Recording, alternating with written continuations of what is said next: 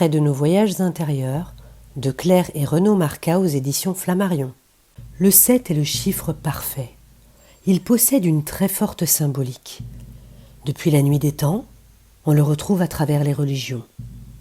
7, c'est l'âge de raison, le nombre de jours dans la semaine, de péchés capitaux, de continents, de couleurs dans l'arc-en-ciel, de branches au chandelier, de sacrements, de tawaf autour de la Kaaba, de chakras, les 7 familles, les 7 nains, le 7e ciel.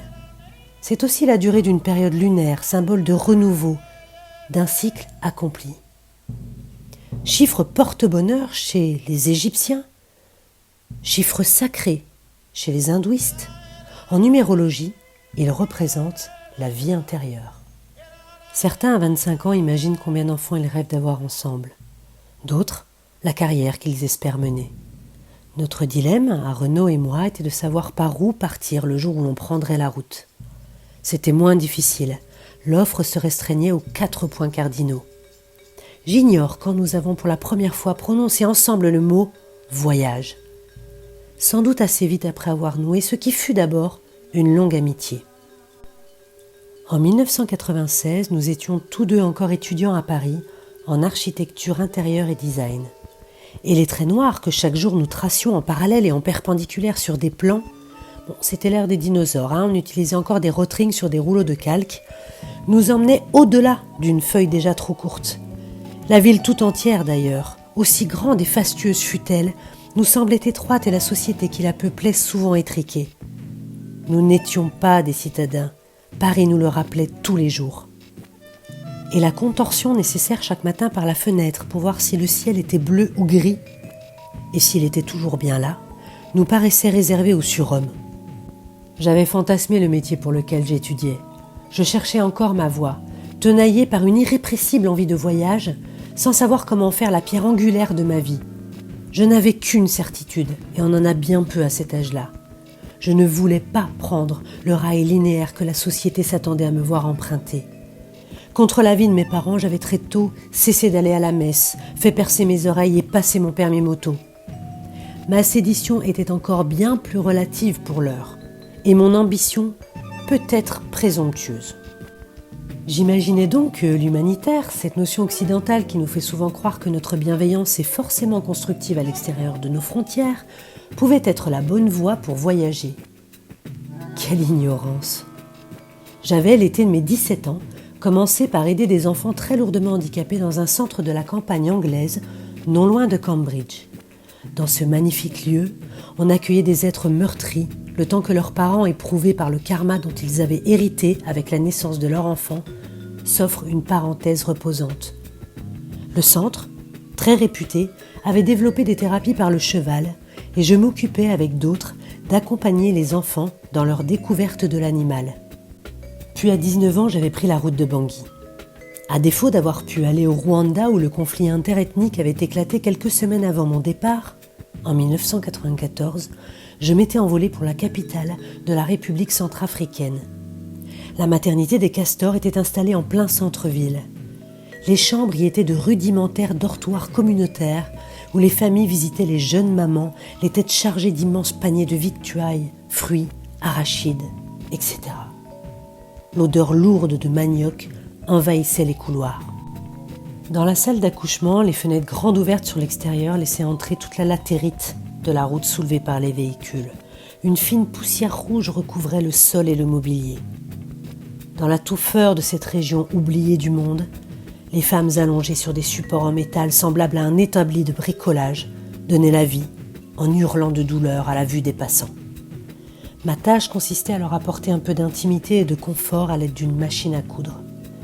Mes cours de couture reçus au collège étaient enfin mis à profit. Et pour la bonne cause.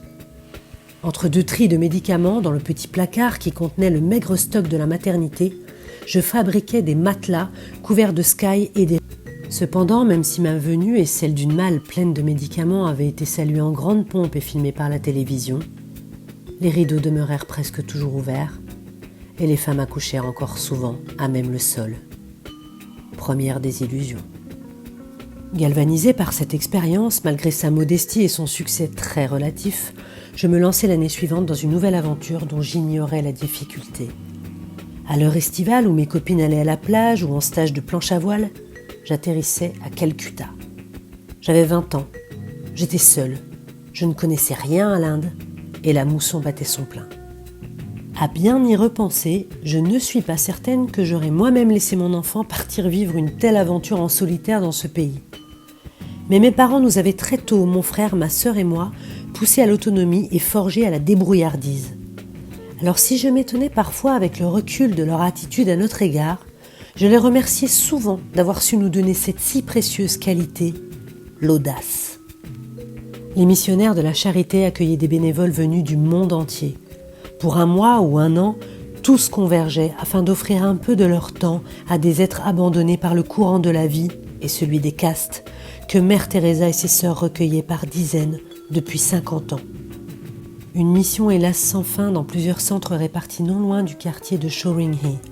Parmi eux, Shisu Bhavan accueillait les enfants pouvant être adoptés et Kaliga était un mouroir. On y faisait la toilette, les repas et l'accompagnement d'êtres éthiques à l'agonie qui avaient déjà un pied dans l'au-delà. Ceux-là pouvaient vivre leur dernier souffle, entourés et dans la dignité. J'avais présumé de mes forces. Une seule journée à Kaliga avait suffi à me convaincre que cette besogne ne pouvait être accomplie que par des saints ou des êtres dénués de toute empathie. Tout convergeait à me faire croire que je n'étais ni l'un ni l'autre. J'avais dès le lendemain repris le chemin de l'orphelinat.